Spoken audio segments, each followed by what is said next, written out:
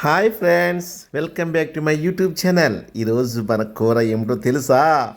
వెండి సావిడాలండి. వెండి సావిడాలు టమోటా అండి. చూసారండి ఎంత పొడుగున్నాయో. నిజంగా వెండి చేపలు అంటే నాకు చాలా చాలా ఇష్టం అండి. దానికి కావలసిన విధానం, ముందుగా మనం కడాయి పెట్టుకుని కడాయిలో తగినంత నూనె వేసుకుని మనం కట్ చేసి పెట్టుకుని ఉన్న వెండి చేపలు అలా ముక్కలను వేపుతూ అలా అలా వేపి ఎర్రగా వేపాలి మై డియర్ ఫ్రెండ్స్.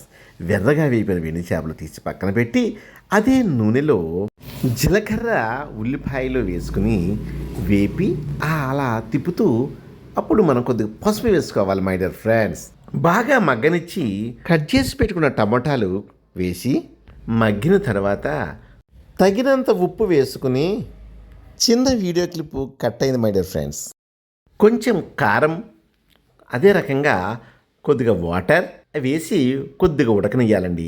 దాంతోపాటు ఎండు చేప ముక్కలు కూడా వేసి కొంచెం కొత్తిమీర కూడా వేసుకుని ఉడికించుకోవాలి ఫ్రెండ్స్. అలా ఉడికిన తర్వాత ఒక బౌల్లోకి తీసుకుని టేస్ట్ చూసేద్దామా ఫ్రెండ్స్. మీకు ఈ వీడియో నచ్చినట్లయితే లైక్ చేసి షేర్ చేసి సబ్స్క్రైబ్ చేయండి ఫ్రెండ్స్. సబ్స్క్రైబ్ చేయండి, ఎందుకంటే ఈ వెండి చేపలు మన ఆంధ్ర వాళ్ళకి ఎంతో మెచ్చిన కూర అంటే వెండి చేపలు. బాయ్.